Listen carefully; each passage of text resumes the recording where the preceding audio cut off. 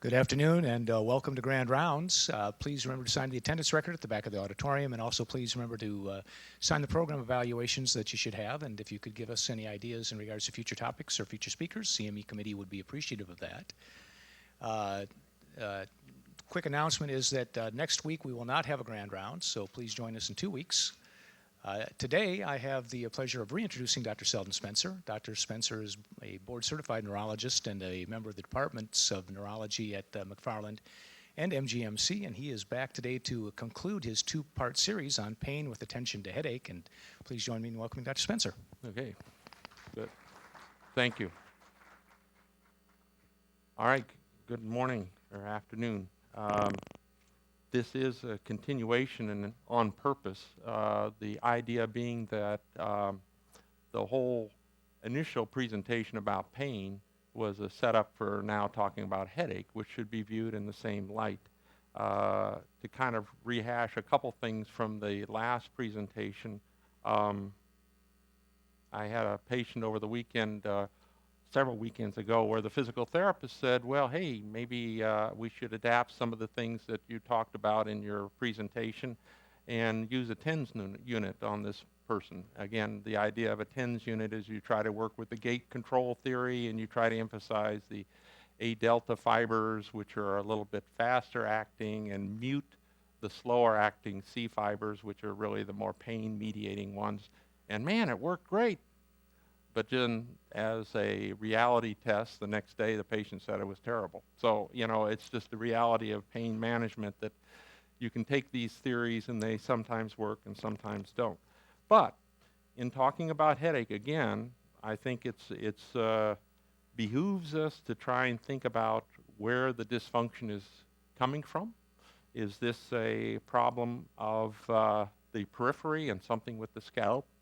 Or is it something with the trigeminal ganglion or something with the brainstem itself, the trigeminal nucleus caudalis? The analogy is all the same. Whether we're talking about the head or the foot, we're going from the periphery to the dorsal column, then radiating up rostrally in the brain, unfortunately dealing with cortical changes, with subcortical changes. And when we talk about migraine and headache, maybe it's not a revelation to all of you here, but the fact is on MRI and on functional MRI and on tractography, a migraine brain is not the same as a person who doesn't have migraine. So the reality is there are structural changes as well as functional changes that occur with headaches. And we'll talk about the distinction there. So, yeah, okay, so the take-home messages here that I think I mentioned earlier, the best evidence now is to help our patients with migraines, particularly, is to come up with great abortive therapy. To the extent that we have good abortive therapy for the individual attack, we will mitigate the chance of this progressing on and on and on into chronic headaches where it's really a no man's land and everything is screwed up and you're just doing the best to keep the patient out of the emergency room.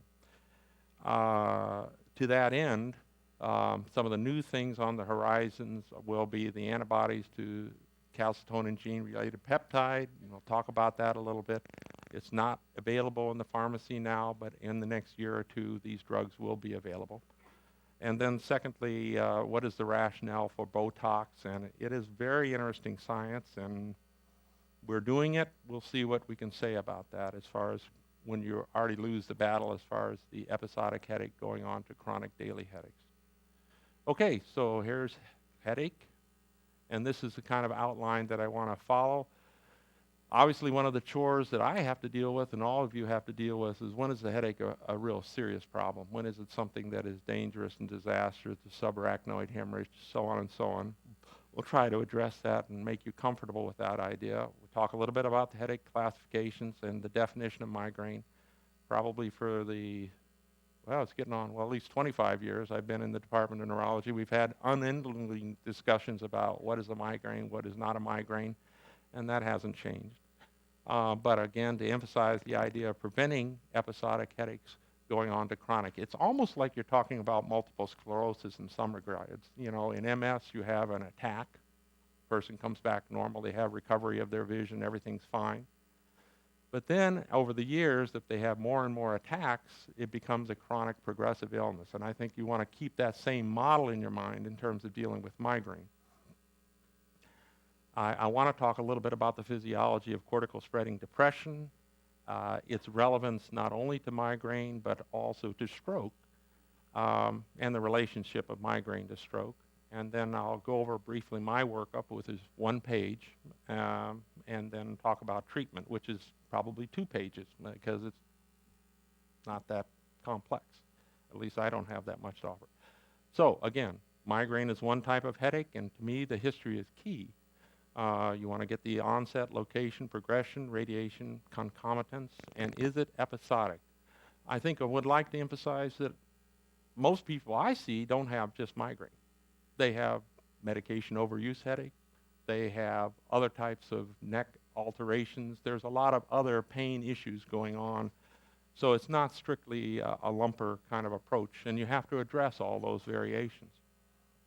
So how many headache types are we doing? And of course it can coexist. Migraine can augment and relieve, and it's very bewildering. But my bottom line is, what can you do to deafferent the system?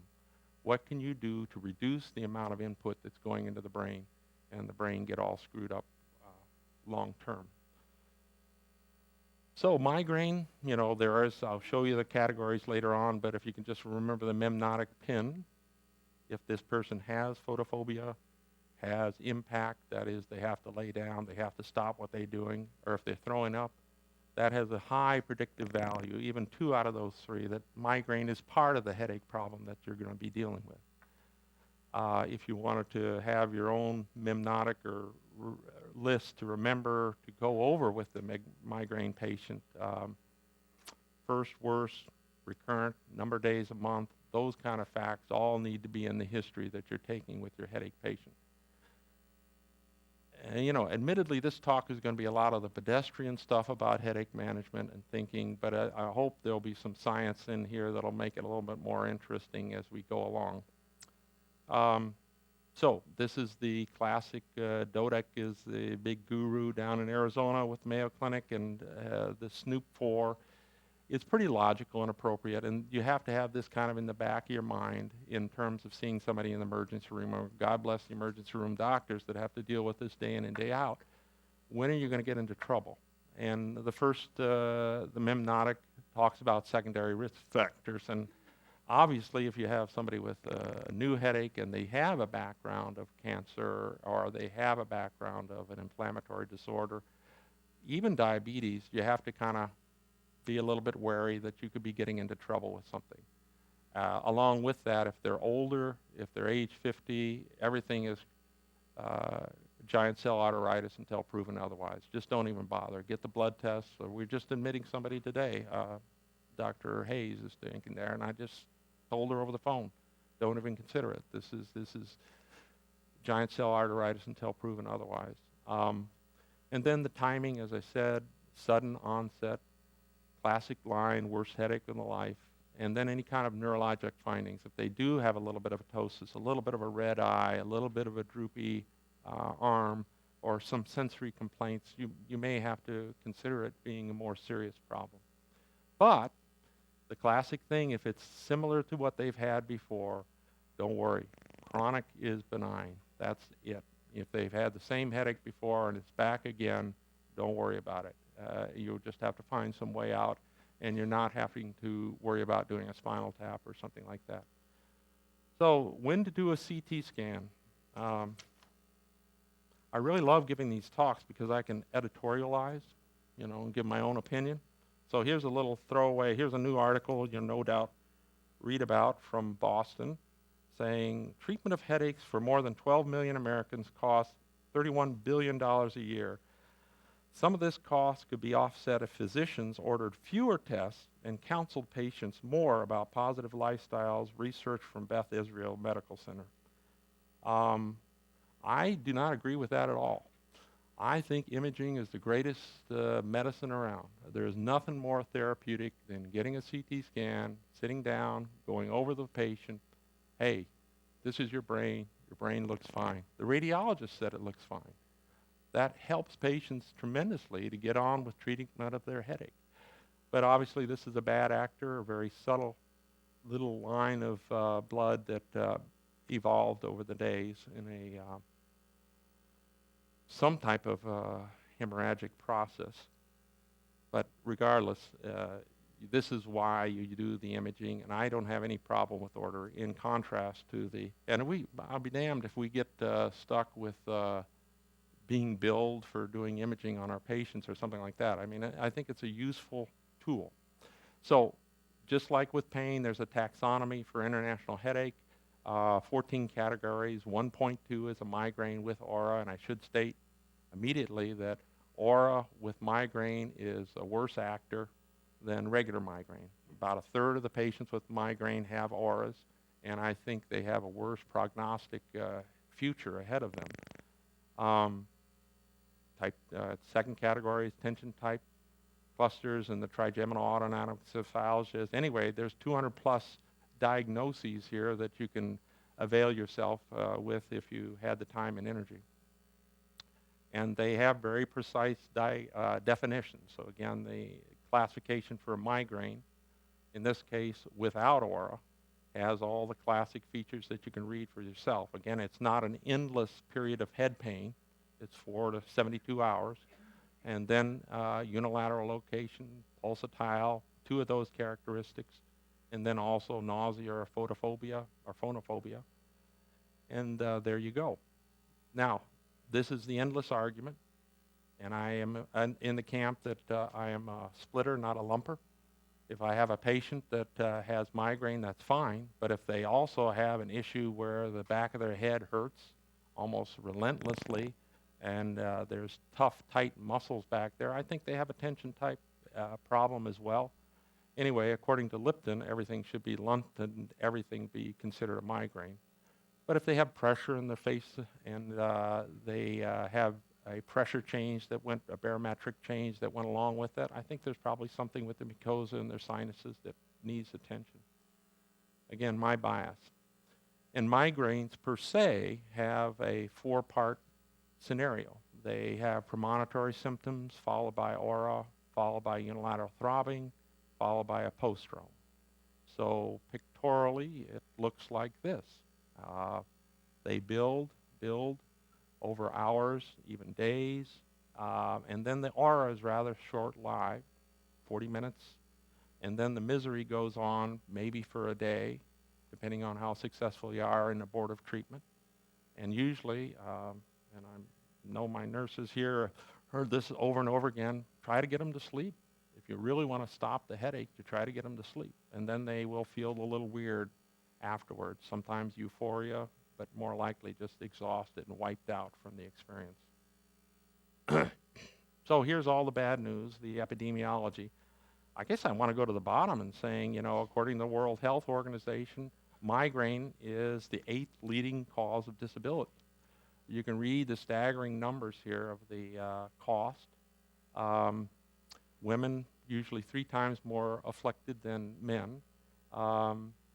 36 million people in the United States, and every day there's 150,000 people that are bedridden with headache. I mean, it's a huge cost. So here's a $1 billion signature in terms of treatment and in terms of days lost. This is a thing I'm going to emphasize a little later on. It's a little bit new to me, but it's becoming more and more prominent that migraine is a huge risk factor for stroke. And I'll show you the data to support that. And you can see the progress through a lifespan. So a gal in high school, going through puberty, starts having migraines. Sad but true, this young woman is going to deal with migraines for the rest of her life. And it's just going to be a matter of how successful we are in having good abortive therapy, whether or not this migraine will become disabling and incapacitating for this person down the line. This bottom line is men. They are equally affected as a lifelong condition. But I always hold out to patients, you know, you just get through menopause, maybe the headaches go away. And they do. Quite often I see them go away, but that's not something that's if you're a 35-year-old, that's not very reassuring. Okay, so again, this is kind of, I just am so struck that in many respects, migraine is like MS. This is the same process. You'd like to be on the bottom line where you just have an acute attack and it's gone, and then maybe a couple months later you have another attack. How many times you hear patients say, well, I have maybe 4 of them a year, and that's okay, that's fine. But a lot of people get into this low-grade thing where they're waking up every day, they got a headache, and then it spikes every now and then and becomes very incapacitating. And that's evolving into a chronic progressive headache problem, which you really don't want to have to face. It becomes quite troublesome. So, a couple slides to talk about cortical spreading depression and migraine. And again, there's an image up here of the smudge that it would be in your visual field were you to have a migraine. This is the classic Lashley image of how it evolves over minutes, getting larger and larger and spreading out to the periphery. And each one of your patients will tell you something different about that whole experience. But what underlies the whole experience of an aura is this peculiar phenomenon called spreading cortical depression. The interesting thing, I find it kind of historically interesting that this is I think it was a Brazilian researcher in Boston during World War II that first described this. It's kind of weird to think about him doing this, but this is in a rat brain, and you can see a lot of activity going on here, and then the brain goes silent. Not the whole brain, but it goes silent. It's dead. It's not doing anything, not doing anything, not doing anything, not doing anything, and now it starts to come back alive. And median side, the adjacent tissue is doing the same thing. It's a spreading, slow cortical depression. And what's become more and more interesting about cortical spreading depression is it's kind of the agonal symptom in stroke. If you look at the brain in a tissue that's been damaged, it will go through cortical spreading depression. So auras, in some respects, are not innocent phenomenon. And there's tons and tons of money and research going into trying to figure out how you address the cortical spreading depression, not only in migraine, but in stroke. So it's a very interesting subject.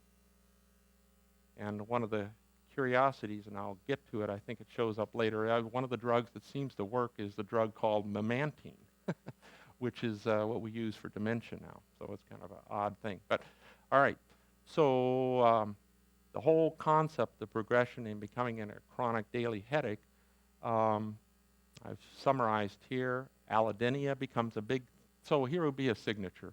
Your patient says, oh man, during the headache, nobody can touch my forehead. It's just so sensitive. It's horrible, horrible, horrible.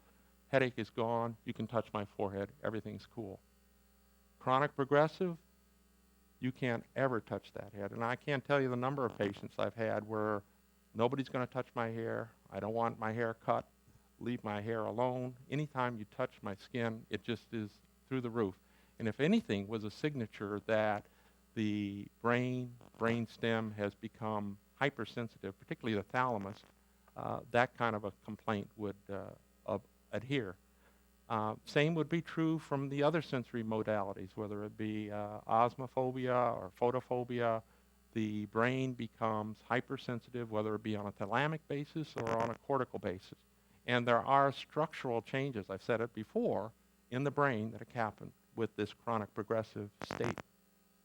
So you do get these anatomic transformations. I'll talk about it later. Stroke is an issue. So you want to focus on what is modifiable in the patient, and I'll talk about treatment later on. But obviously the first order of business is to look for the things you can touch right away, treat your obstructive sleep apnea, the attack frequency, and I'm going to talk a little bit about stress. So this is a great opportunity. So I'm thinking about this, I'm putting this talk together, and everybody has this experience. You're out in the community somewhere, maybe in an elevator, and somebody gets on the elevator and it's a patient you've taken care of along the way. And, you know, you kind of sheepishly looking at each other and say, hi, hello, how are you, Dr. Spencer, how are you? And then you sheepishly say, how are you doing? And the patient says, oh, I'm doing fine. I said, really? So your headaches aren't too bad? Oh, no, I changed my job. Everything went away. So, you know, to kid yourself that stress is not playing a role, and how many times I've had women get through their divorce and their headaches go away. You know, there are good things that happen if you take care of stress. And that's a huge subject that I'm going to kind of touch base on a little bit later on.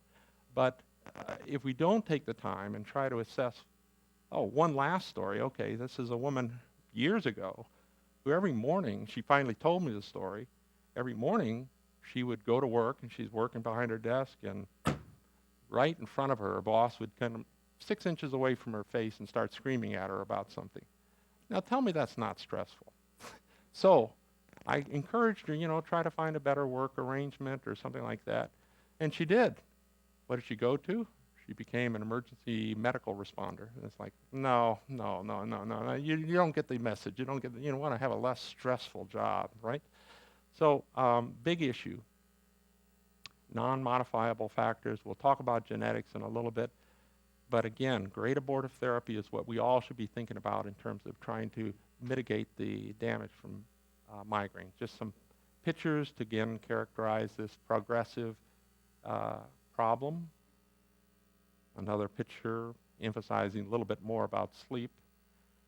But now I'm going to have about 3 slides that are going to talk about pathophysiology, and the fact is we really don't know what's going on, so don't get stressed out. But I think there's some interesting things. We do have a sense that both the periphery, whether it be the scalp, the dura, is hypersensitive, and that you have then structural, be it the thalamus or the trigeminal nucleus caudalis, where the neurons are too hyped up, they're too wound up. They respond at a lower threshold, they spontaneously fire, and they're mainly mechanoreceptors. And I have some experiments down the line we'll talk about. But just like with general pain, I kind of emphasize the idea that the periaqueductal gray, the inhibitory system, is not working very well in migraineurs. And to the extent we could ever figure out how to augment that, that would be a good thing. What definitely destroys the inhibitory system is opiates and barbiturates. So that is not helpful in helping your inhibitory system.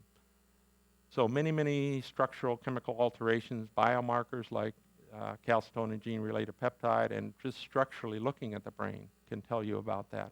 And I talked about the cortex there. Anyway, there's structural evidence of iron in the periaqueductal gray in migraineurs that become chronic that is felt to be the source of the problem. And just to emphasize again the basic circuit, which is you have input that may get augmented somewhere along the way, and then you have the inhibitory system, which we do not have very good ways of augmenting. So now this is down and dirty with the migraine itself, looking at a cortical spreading depression inside the surface. And the theory is that you actually get some enlargement of the brain. If you look at cortical spreading depression, the neurons actually all get big. So the brain is actually getting big in the area where it's all going silent. And that little bit of stretch and traction on the dura sets up the trigeminal arc that goes into the ganglion, goes into the dorsal column, or dorsal horn, if you will, and then radiates on up to the thalamus. And that's pain. Out here on the outside is the sphenopalatine ganglion, which is more of a parasympathetic thing, more of a nostril thing. And I don't want to get into that, and I don't mess with that. I think I stay with the trigeminal system primarily. Just another pictorial recipe, but showing that when you do get the dura involved, you're getting the calcitonin related gene peptide going, and that's the one inflammatory marker that I'll talk about. Let's see. So again, out in the periphery, you can have an axon reflex. You can have the spreading cortical depression. Memantine is a potential treatment via glutamate receptors. Its relevance to stroke, I've emphasized, but you clearly have problems in the thalamus with addressing this sensory input. And then there is genetic issues we'll talk about, but I think epigenetics is more important. You can have, and I'll talk about that momentarily. There's this whole relationship with obesity and migraine that ties in very tightly with inflammatory cytokines. And then this is the teaser, and I think maybe the next page has so separatation attachment dilemma. Yeah, this is your patient history, and this was just so striking, so I included it. This is a patient I saw months ago, an outreach clinic, and the deal was that this woman was in the emergency room at least twice a week with headaches. And this is the kind of standard fare for neurology. And so the hospital and the primary care doctor said, hey, help me on this. We got to figure out some treatment for this woman. And so I sat down and met with her. Tell me about your headaches. When did your headaches start?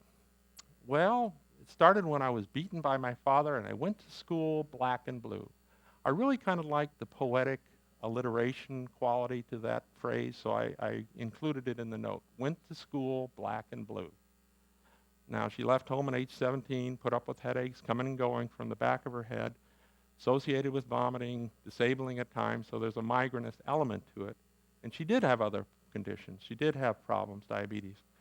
And so this is your teaser about separation attachment, and I will digress for a few minutes to talk about it, which is that, and I'm going to talk about it more in August when we talk about consciousness. But very simply, if you're a mammal, one of the fundamental things that goes on in your life is you have a child, and that child separates from the parent. And it's a very complex dance. So like Piaget would talk about a baby, and he's in the room, and the mother leaves. And the mother, that's terrifying to the baby. It's attached to that mother. But somehow the brain starts to learn that the mother is in a different part of the world. And that's not a separation stress anymore. So that whole process of being able to separate from the mother is a mammalian feature that is very unique and positive in our evolution. And the seminal study speaking to headaches then is the one from 2011, NIH-sponsored California Kaiser Permanente study, thousands of people, referred to as the ACE trial, Adverse Childhood Experiences. If you wanted to look for a predictor of migraine, cardiovascular disease, almost any health outcome, it is the disaster that befalls children born in poverty, beaten, abused. Anything that happens to a child that screws up this whole separation attachment process will predict long-term bad outcome, and migraine being one of them, headache being one of them.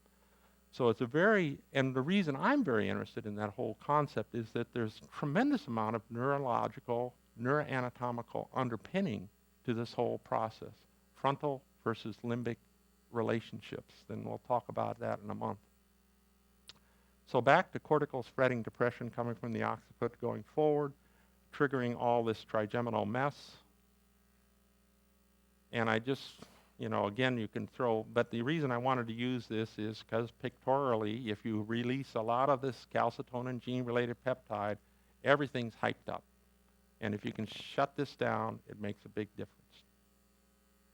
So we do have to talk about genes. You can tell genes are not my favorite thing to talk about. There is a very good model of migraine and the familial hemiplegic migraine, of which I've seen maybe 2 in my whole career. But they're very dramatic because they do have a hemiplegia, and they do have a pounding headache, and they do run in a family. And there is a tremendous amount of anatomy and genetics behind it, this being the most prominent one. However, again, I don't think genes are as important as the epigenetic environment, because you can have identical twins with the FHM gene, and they do not have the same migraine frequency. So if you have one twin that smokes, becomes overweight, doesn't sleep well, works in a stressful job, she will have more headaches than the other twin. Understand? So there's epigenetic phenomena that go on with this whole business. So this is my comedic moment, trigger. For those of you who grew up with Roy Rogers, this is all the varied, and these are relevant, but what they really tell you is that the circuit, whether it be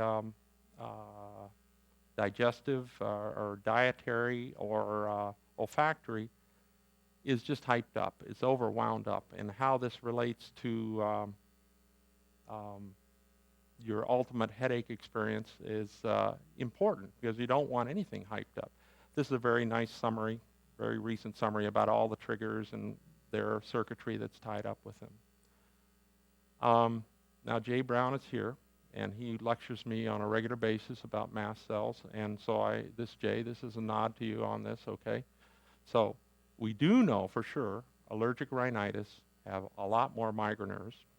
And if you treat the allergic rhinitis, you have less migraine. This is true, okay? So make sure Jay doesn't get bored and doesn't have anything to do. If you got a bad headache patient that does have a lot of snuffles, send him his way. But there is some rationale behind it because mast cells do tend to hang out in the trigeminal nerve endings and in the system, and certainly are involved in pro-inflammatory items. Now this is the real bugaboo. So here we go. I see a person with headaches, and they've already had a CT scan, and here they come. And here are these two little lesions there. And everybody's freaking out about that. And this is not a 60-year-old where everybody over age 60 has got a couple dings to their head. But this is a 30-year-old. And you're saying, well, that ain't normal. And yet you'll send them out to Mayo, and they say, no, don't worry about that. That ain't normal. I don't care what you say. Somebody with headaches, with subcortical white matter injury is abnormal, and we don't understand it. They're not symptomatic. They're still walking, talking, working, doing everything they want to do. But it bespeaks the whole relationship between migraine and stroke. And there is a reference here, 2013, where the risk of stroke, cerebrovascular disease, with migraine or with aura passes the risk of hypertension, passes the risk of cigarette smoking. So to discard migraine as being irrelevant to subsequent stroke history is, I think, a big mistake. And then there's a lot of sciencey things about endothelial progenital cells being almost a biomarker in migraine. People that have died, unfortunately, and had migraines, and they've done autopsies, they look at these stroke-like places, and they're just sterile, inflammatory places, dead cells. Again, then there's a whole weird interface with these other stroke conditions, like CADASIL, which is a mitochondrial disorder, a familial hemiplegic migraine. And the RVCD refers to the emergency room nightmare of a young woman on oral contraceptive, cigarette smoking with bad headache and hemiplegia or something like that. And they rush them into the MRI, and lo and behold, they have an abnormal signal in the back of their head, and they're admitted, and the next day they're fine. So this is reversible vascular cortical depression. It's a disorder, I'm sorry. Reversible cerebrovascular disorder. Anyway, it happens. And again, it bespeaks the whole relationship between headaches and stroke, which is very complex. And again, I mentioned about using memantine to prevent the cortical spreading depression. Now we have to talk a little bit about my favorite subject. No, it's not my favorite subject, medication overuse syndrome. And almost guaranteed, if you come to neurology and I'm seeing you for migraine, you have medication overuse syndrome. And it's remarkable how hard it is for the patient to acknowledge this. Say, so what do you take on a day-to-day basis? Well, I take 8 ibuprofen. That's the standard fare. To tell me that that's not part of their headache syndrome. They may have migraine, but they definitely have medication overuse syndrome, right? And as I mentioned earlier, some of the medication overuse problems will screw up your inhibitory system and make it harder for you to control pain issues. So here's my one-page workup with a patient. It's basically history. As I say, trying to get a handle on this lifelong condition that they've had. I like to go over their exam very carefully, looking for some focus. Maybe there's something wrong with the jaw joint. I want to feel them opening their mouth. Actually, I referred one patient. I was getting nowhere up to Mayo Clinic, and she came back with the diagnosis of masseter tendonitis. So the muscle of the masseter muscle was very tender here, and I don't know. Anyway, she got better, and that's all that matters at the end of the day. But going over the head and neck very carefully, palpating, pushing around, finding sensitive spots is useful. As far as labs, you can do the routine stuff, but always, again, never get screwed on the giant cell arteritis. Don't ever miss that. Over 50, make sure we don't blow it. And you kind of have in the back of your mind, how can I miss something disastrous? And then I already talked about the whole imaging process, and concerns. So if you have a headache, there's probably evil spirits living inside you. Ask your doctor for a trephination, right? And here we are doing a trephination in the Middle Ages. And can anybody tell me why they wear these funny hats? I don't know. It looks like they're going to, it's a funnel.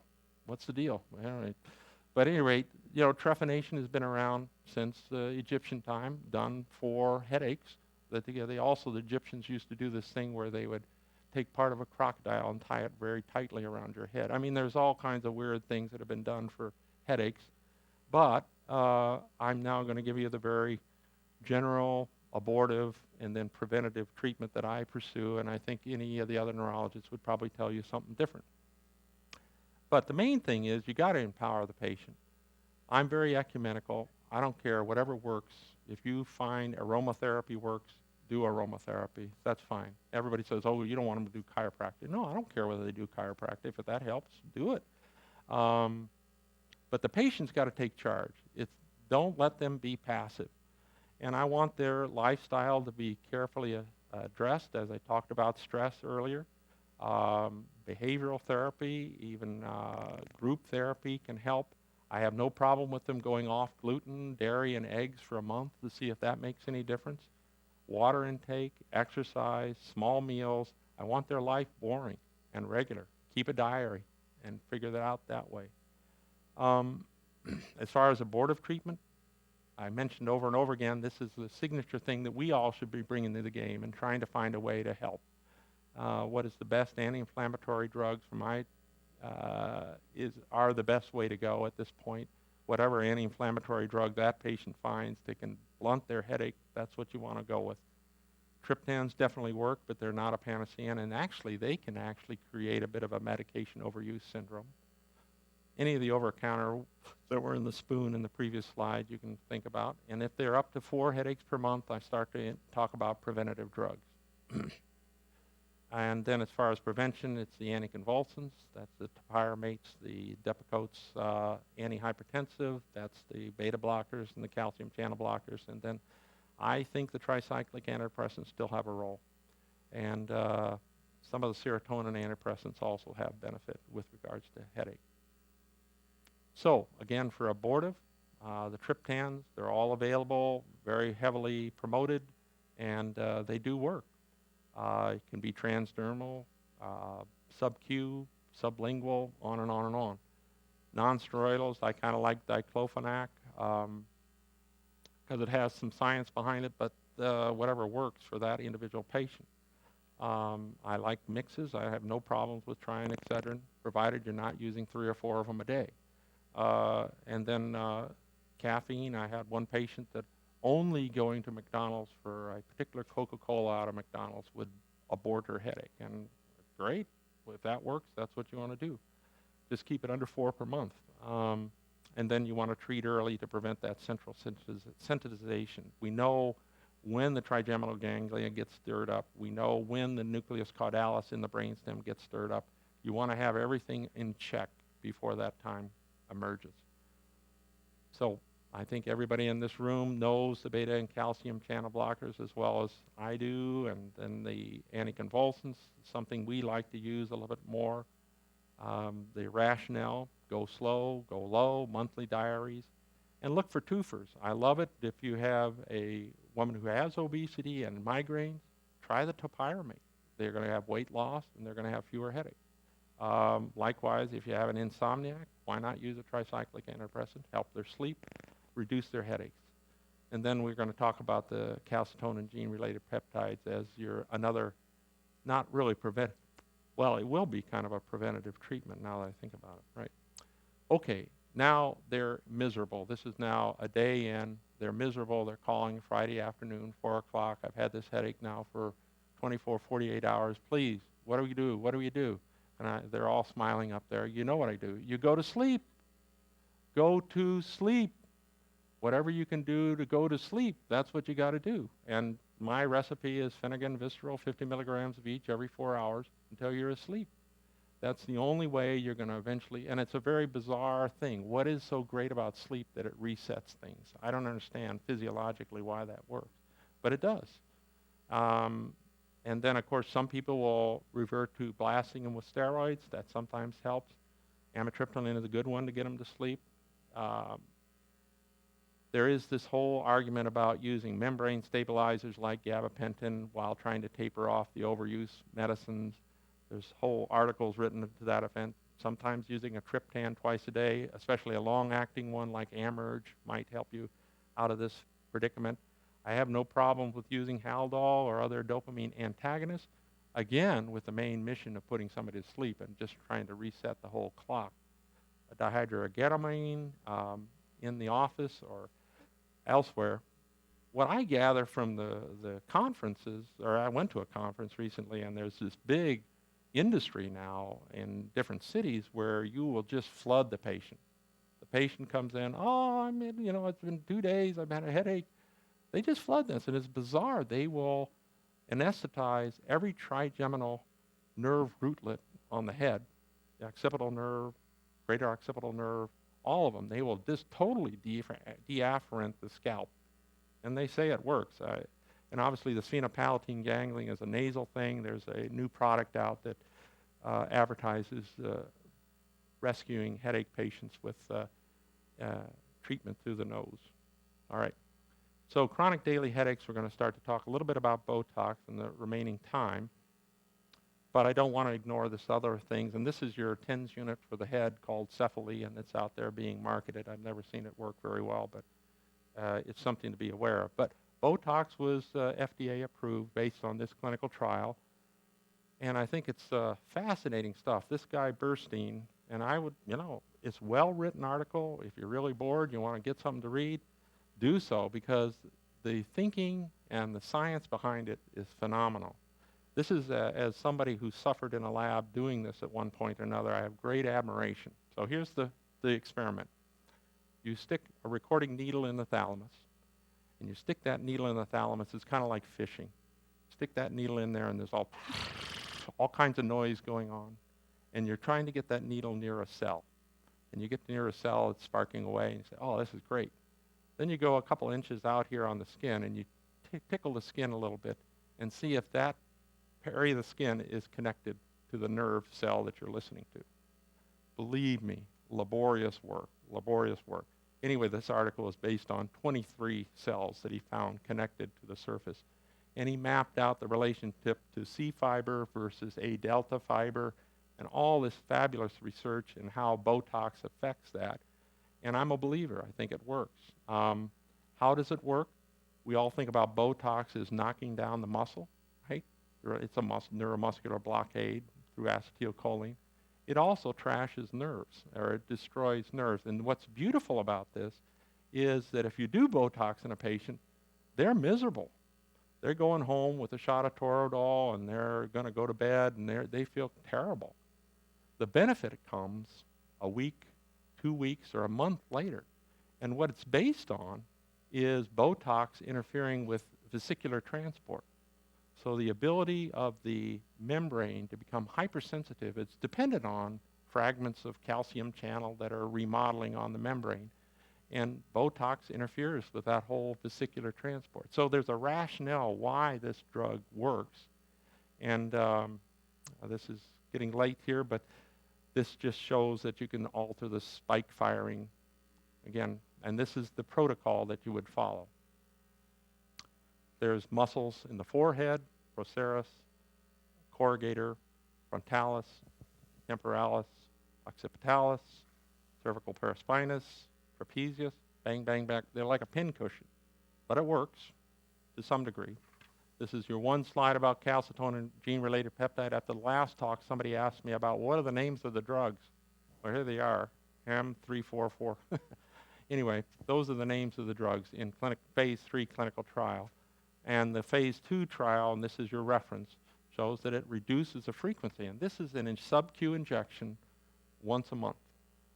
So it will be a very useful drug. If you want to buy stock in it, I get on it right now. So here's the conclusion. From my perspective, the most important thing you can do is empower the patient, get their lifestyle, get them empowered to take care of everything. You prevent the individual migraines becoming accelerating, become chronic. Give them a treatment toolbox as a doctor, what you can do to abort and rescue yourself. and try to prevent the peripheral and central sensitization of pain. That's it. Thank you. So, you're on. Any questions?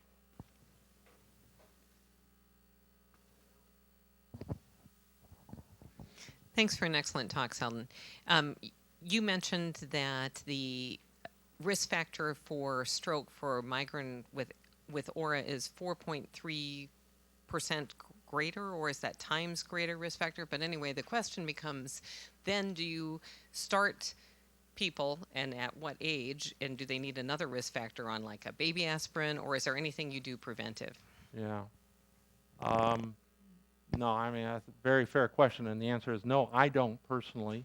I kind of continue to focus on the migraine and trying to prevent the frequency of attacks. But I think it's I don't think I've seen any research saying that you should, but I think it's staggering to me that this is a very high risk factor for subsequent stroke. I think it's real, and I think we should be doing something about it. Well, anyway, having said that, I think if they do have any other risk factors, anything with their heart or a little hypertension, yeah, I probably would put them on aspirin, personally. But I defer to the primary care doctor and final decision on that. Good. Stunned silence. That's the way I like it. Thanks a lot for coming. Appreciate it.